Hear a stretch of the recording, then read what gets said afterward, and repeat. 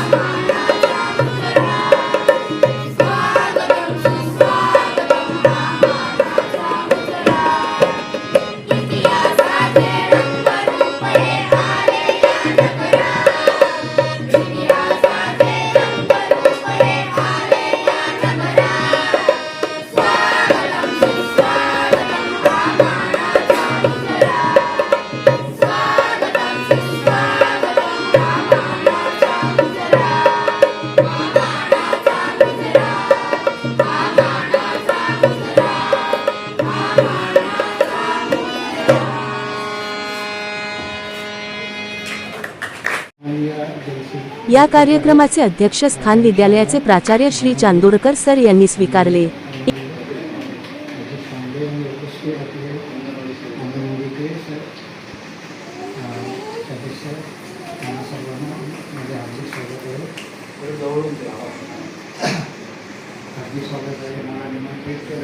सर्वांचा आभार व्यक्त करतो. आणि सर्वात म्हणजे महत्त्वाची गोष्ट, आज अलीकडे आपल्या खेडेगावामध्ये पुष्कळच्या शाळा विद्यार्थी नसल्यामुळे बंद झाले आहेत. पण ही गणपतीची शाळा आपली जयसिंग सरमध्ये आज चालू आहे, त्याबद्दल मला पुष्कळ आनंद आहे.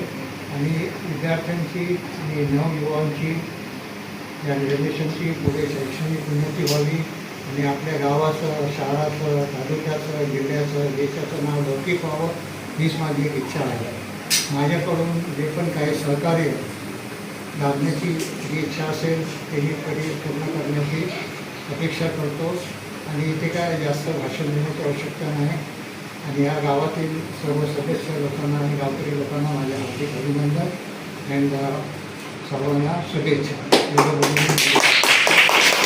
आपणच आरती करायचं आणि आपणच ज्या वेळेला सार्वजनिक गणपती होता, एका आडीचा एक गणपती, एका भावकीचा एक गणपती, एका भावकीचा एक गणपती, त्यावेळेला खरी मजा होती, खरा आनंद होता.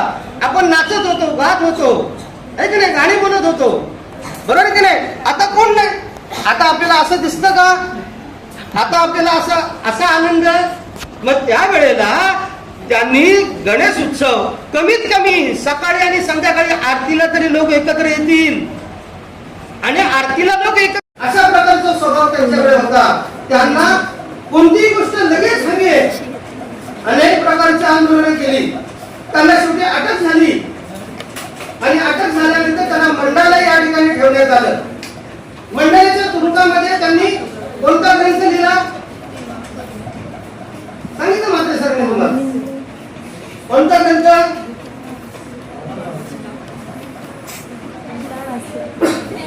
बरोबर, गीता रहस्य. गीता रहस्य हे काय? गीता रहस्य काय ग्रंथ आहे? हा कशावर आधारित आहे? कशावर आधारित आहे?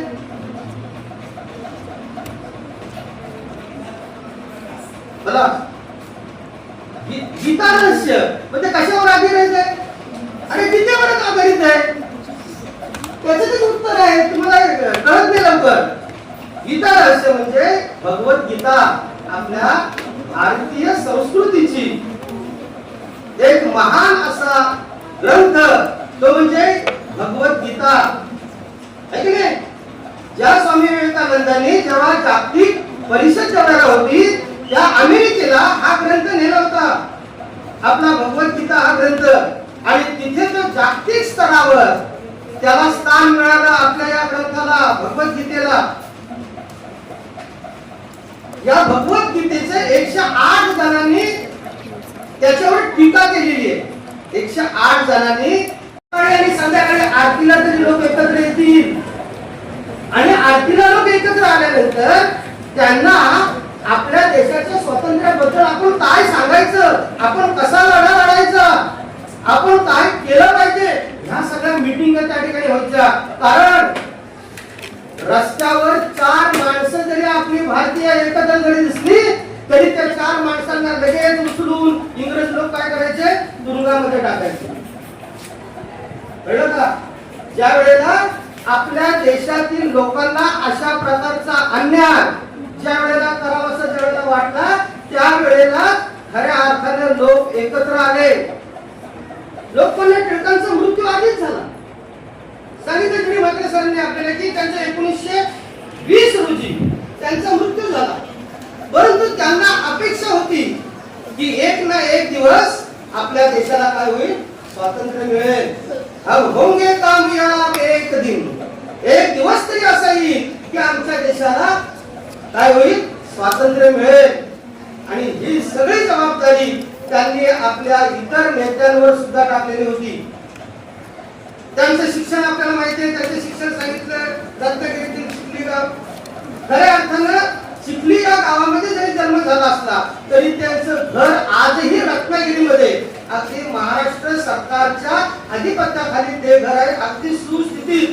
अगदी चांगल्या प्रकारचं घर अजूनही आपण रत्नागिरी जिल्ह्यामध्ये रत्नागिरीला कधी गेला तर त्यांचं घर तुम्ही अवश्य बघा. त्या बाजारपेठेमध्येच त्यांचं घर आहे. त्यानंतर त्यांचं शिक्षण पुण्यामध्ये झालं. ते उत्तम त्या फर्ग्युसन कॉलेजला ते शिक्षक म्हणून लागलेले होते. लोकमान्य टिळकांचे व्यक्तिमत्व हे अष्टपैलू होते. ते झाल विचाराचे होते. त्यांचं गणित या विषयावर सुद्धा विशेष प्रभुत्व देखील होते. भाषा सुमुख्या सुमधुरा, भाषा सुमुख्या सुमधुरा, दिव्य दिव्यान भारतीय असे म्हणत त्यांचं संस्कृती या विषयावर सुद्धा त्यांनी प्रभुत्व मिळवले. त्याचे ते प्रखर मांडत त्यांच्या प्रखर भाषणाने जनजागृती घडवण्याची किमया फक्त त्यांच्याच कडे होती. शतीषु जायती शूरः सहस्रेषु च पंडितः भक्ता दशशस्त्रु दाता भवति वानवा. 1857 क्रांती अयशस्वी झाल्यानंतर भारतीयांमध्ये एक प्रकारचं सावट बसलं होतं. ब्रिटिशांचे अन्याय पाहून अधिक क्रूर झाली होती. यासाठी लोकमान्य टिळकांनी अशा काळात भारतीयांना खळखळून जाणारा नारा दिला. स्वराज्य स्वराज्य हा माझा जन्मसिद्ध हक्क आहे आणि तो मी मिळवणारच. ही घोषणा भारतीयांना नवचैतन्य देऊन गेली. भारतातील वाईट वृत्ती चालीविरुद्ध टिळकांचा मोठा विरोध होता. जो कृष्ण आणि ख्रिश्चन म्हणतो त्याला मी देव मानत नाही या भूमिकेचा जोरदारपणे पुरस्कार करणारे टिळक होते. ब्रिटिशांविरुद्ध लढण्याचा बळ येण्यासाठी म्हणून लोकमान्य टिळकांनी भारतीयांना 4 हत्यारांचा चतुसूत्रीचा मंत्र दिला. 1 स्वदेशी, 2 स्वराज्य, 3 बहिष्कार आणि 4 राष्ट्रीय शिक्षण. या चतुसूत्रीचा त्यांनी आयुष्यभर देखील पुरस्कार केला. इंग्रजांना सलोखी पळूकडून सोडणारे लोकमान्य टिळक 1 ऑगस्ट 1920 रोजी अनंतात विलीन झाले. त्यांना माझे कोटी कोटी प्रणाम. शेवटी जाता जाता एकच म्हणून जाईल. टिळक होते जहाल, सोसवेना लोकांचे हाल. टिळक होते जहाल, सोसवेना लोकांचे हाल. जाळला ब्रिटिशांचा माल, उधळला स्वराज्याचा गुलाल, उधळला स्वराज्याचा गुलाल. अशा या महान नेत्यांना माझे कोटी कोटी प्रणाम. एवढे बोलून मी माझे मनोगत पूर्ण करते. धन्यवाद. आहे असे अण्णाभाऊ साठे त्यांना विनम्र अभिवादन करून आजच्या कार्यक्रमाचे अध्यक्ष आपल्या विद्यालयाचे प्राचार्य श्री चांदोरकर सर, ज्येष्ठ शिक्षक Shri Jirimatre sir, Naik sir, Sanjay Patil sir, सर्व शिक्षक शिक्षिका, त्याचबरोबर एम्पॉवर फाउंडेशनच्या 3ही मॅडम, सर्व विद्यार्थी विद्यार्थिनी, आज या ठिकाणी आपण इयत्ता 8वीच्या दोन्ही वर्गांसाठी लोकमान्य टिळक पुण्यतिथी आणि लोकशाहीर अण्णाभाऊ साठे जयंती साजरी करण्यासाठी संधी दिलेली आहे. अतिशय उत्तम प्रकारे नियोजन आणि आयोजन त्यांनी केलेलं आहे. मला या ठिकाणी बोलण्याची संधी दिली. आज मला वाटतं माझा नंबर नाही लागणार, पण असू दे. लोकमान्य बाळ गंगाधर टिळक यांच्याबद्दल जर सांगायचं तर सर्वांना आपल्याला अगदी झोपेतनं जरी उठवलं तरी त्याची घोषणा आपल्याला माहिती आहे. स्वराज्य हा माझा जन्मसिद्ध हक्क आहे आणि तो मी मिळवणार. पण स्वराज्य मिळवण्याची धडपड त्यांच्या मनामध्ये का जागी झाली तर ज्यावेळी आपला देश ब्रिटिशांच्या गुलामगिरीतून वावरत होता त्यावेळेला त्यांनी हेरलं की आपला देश असंघटित आहे आणि त्या असंघटितपणाचा फायदा ब्रिटिश लोक घेत आहेत. मग आपल्या देशातल्या लोकांना, देशबांधवांना संघटित करण्यासाठी कोणत्या मार्गातून आपल्याला त्यांना संघटित करता येईल तर त्यांनी लोकांची नाडी ओळखली की विविध कार्यक्रमांमध्ये लोक एकत्र येतात. मग अशा वेळेला त्यांनी शिवजयंती आणि गणेशोत्सव हे 2 उत्सव सुरू केले आणि त्या उत्सवाच्या माध्यमातून त्यांनी लोकजागृती करायला सुरुवात केली. त्याचबरोबर त्यांनी पाहिलं की लोकांपर्यंत पोहोचणारं आहे वर्तमानपत्र आणि त्या वर्तमानपत्रातून जर आपण लेख लिहिले तर लोकांपर्यंत आपल्या देशाची आजची स्थिती आणि आपलं ध्येय काय आहे हे लोकांपर्यंत जाईल. आणि म्हणून त्यांनी केसरी आणि मराठी 2 वर्तमानपत्र सुरू केली. आजही पुण्यामध्ये केसरी हे वर्तमानपत्र सुरू आहे आणि त्याचे मुख्य पूर्वीचे संस्थापक संपादक लोकमान्य बाळ गंगाधर टिळक आहे. त्यावेळेचं संपादन करणं हे अतिशय कठीण होतं. एक वेळ अशी होती की त्यांचा मुलगा प्लेनच्या तापानं फणफणत होता आणि त्या दिवशी वर्तमानपत्र बाहेर पडणं आवश्यक होतं आपल्या तापाने फणफणणाऱ्या मुलाला तसंच अंथरुणावर ठेवून त्यांनी स्वतः जाऊन त्या केसरी मधला अग्रलेख लिहिला आणि तो अग्रलेख दुसऱ्या दिवशी त्या मुखपृष्ठावर प्रकाशित झाला. म्हणजे आपल्या कर्तव्याप्रती त्यांची निष्ठा होती की त्यांनी जे कार्य हाती घेतलं होतं ते त्यांना पूर्णत्वास न्यायचं होतं. त्यांचे वडील होते ते गणित आणि संस्कृतचे काळात अगदी अभ्यासू होते आणि त्यांचा परिणाम किंवा त्यांची अनुवंशिकता म्हणून लोकमान्य टिळकांकडे देखील संस्कृत आणि गणित हे अतिशय प्रिय विषय त्यांच्याकडे आले. श्री टिळकर सर तसेच माझे शिष्य वजा या शाळेतील शिक्षक श्री S.C. पाटील सर आणि येथे मोठ्या संख्येने बसलेले माझ्या विद्यार्थी आणि विद्यार्थिनी मित्र हो, आजचा दिवस असा पाहिला तर दोन नेत्यांचा, एकाची पुण्यतिथी तर एकाची जयंती समतोल असा आहे. लोकमान्य टिळक यांची आज पुण्यतिथी आहे आणि लोकशाहीर अण्णाभाऊ साठे यांची जयंती आहे. तसं पाहिलं विद्यार्थी मित्रो तर लोकमान्य टिळकांबद्दल सर्वांनाच माहिती आहे, कारण ते स्वातंत्र्य लढ्यापासून म्हणजे भारताचं स्वातंत्र्य मिळाल्यापासून त्याच्यामध्ये सहभाग घेतलेले नेते आहेत. परंतु जे अलीकडच्या काळामध्ये जवळजवळ आमच्या जन्माच्या 1 वर्ष अगोदर फक्त निधन झालेलं आहे. असे आपले सर्वांचे या महाराष्ट्रातील सांगली या गावचे लोकशाहीर अण्णाभाऊ साठे यांच्याबद्दल मी तुम्हाला थोडी माहिती देऊ शकतो. अण्णाभाऊ साठे यांचं पूर्ण नाव आहे तुकाराम भाऊराव साठे उर्फ अण्णाभाऊ साठे. अण्णाभाऊ साठे ही त्यांनी लोकांनी दिली त्यांना देणगी आहे. त्याचप्रमाणे त्यांना लोकशाही सुद्धा म्हणत होते, कारण अण्णाभाऊ साठे हे नुसते लेखक नाही तर समाज सुधारक आणि या त्यांच्या अगदी चांगल्या आवाजामध्ये त्यांनी अनेक पोवाडे गायलेले आहेत. त्यांचा जन्म 1 ऑगस्ट 1920 रोजी सांगली जिल्ह्यामध्ये वाटेगाव आहे, वाटेगाव सांगली जिल्ह्यामध्ये वाटेगाव या गावी झालेला आहे. त्यांचं शिक्षण जास्त झाले नाही, फक्त 4थी पास. अण्णाभाऊ साठे हे फक्त 4थी पास झाले. तुम्हाला काय एवढे शिकले तर गरिबीने दारिद्र्याने त्यांना अतिशय व्यापित केले होते. कमानीची गरिबी, एक टायमाचं जेवण मिळण्याची मुश्किल होती, म्हणून त्यांनी 4थी पास पर्यंत शिक्षण घेतलं आणि गरिबीमुळे ते मुंबईला गेले आणि तिथे मोलमजुरी करू लागले. मुंबईला गेल्यानंतर तिथे मोलमजुरी करत असताना त्यांनी तिथे थांबले नाही. त्यांनी आपल्या साहित्यातून गरिबी, दलित आणि गरिबांचे दुःख हे त्यांनी कादंबरीमध्ये मांडलं. त्यांची फकीर ही कादंबरी अतिशय गाजलेली आहे.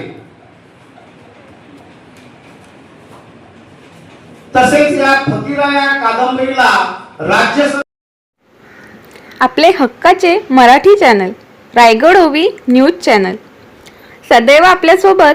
रायगड ओवी न्यूज चॅनल नेहमी पाहत रहा, लाईक करा, सबस्क्राईब करा आणि बेल आयकॉनवर क्लिक करायला विसरू नका.